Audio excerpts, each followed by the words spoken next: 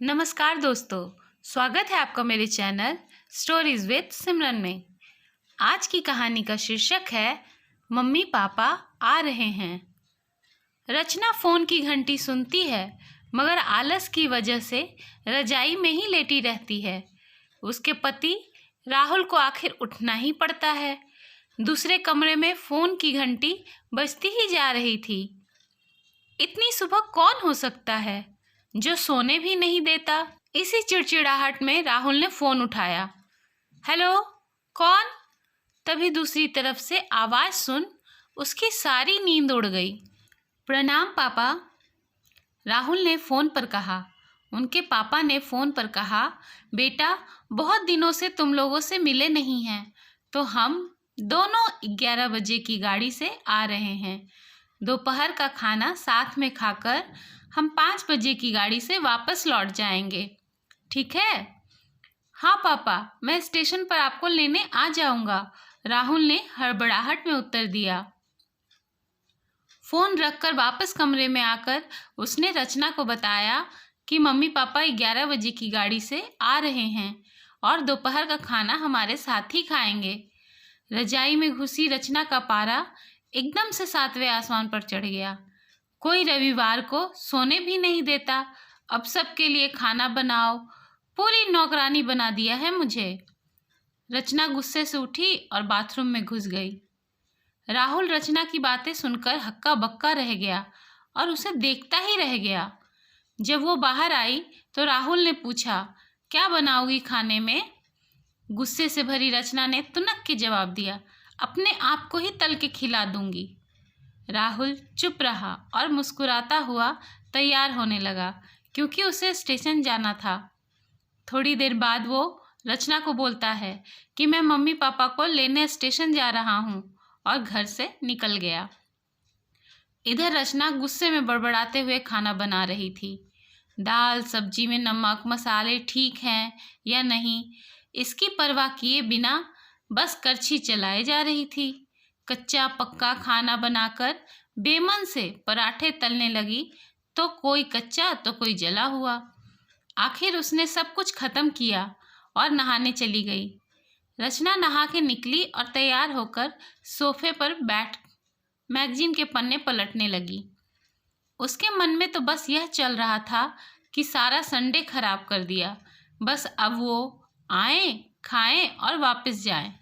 थोड़ी देर में घर की घंटी बजी तो रचना बड़े बेमन से उठी और दरवाज़ा खोला।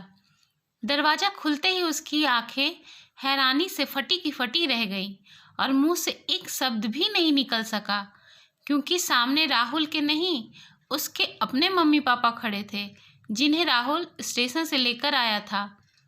मम्मी ने आगे बढ़कर उससे पूछा, अरे क्या हुआ, इतनी हैरान परेशान क्यों लग रही हो? क्या राहुल ने बताया नहीं कि हम आ रहे हैं? तब मानो रचना की नींद टूटी हो। नहीं मम्मी, इन्होंने तो पर चलो आप अंदर तो आओ।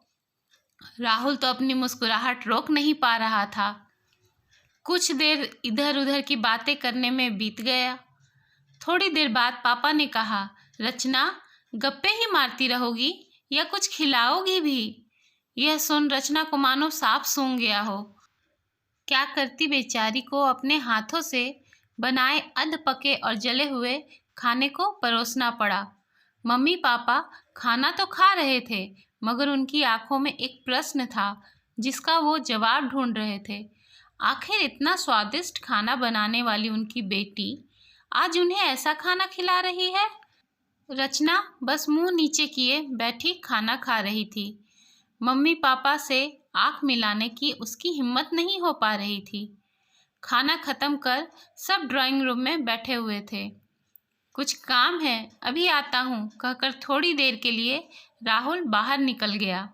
राहुल के जाते ही मम्मी, जो बहुत देर से चुप बैठी थी, बोल पड़ी, क्या राहुल ने बताया नहीं था कि हम आ रहे हैं?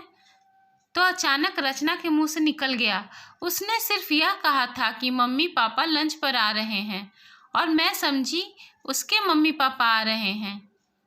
फिर क्या था, रचना की मम्मी को समझते देर नहीं लगी कि मामला क्या है। बहुत दुखी मन से उन्होंने रचना को समझाया, बेटी, हम हो या उसके मम्मी पापा, तुम्हें तो बराबर का सम्मान करना चाहिए। मम्मी पापा क्या, कोई भी घर आए तो खुशी खुशी अपनी हैसियत के मुताबिक उसकी सेवा करो। बेटी, जितना किसी को सम्मान दोगी उतना ही तुम्हें प्यार और इज्जत मिलेगी। जैसे राहुल हमारी इज्जत करता है, उसी तरह तुम्हें भी उसके माता पिता और संबंधियों की इज्जत करनी चाहिए। रिश्ता कोई भी हो, हमारा या उसका, कोई फर्क नहीं पड़ता। रचना की आंखों में आंसू आ गए। वह अपने आप को शर्मिंदा महसूस कर रही थी। उसने मम्मी को वचन दिया कि आज के बाद फिर ऐसा कभी नहीं होगा।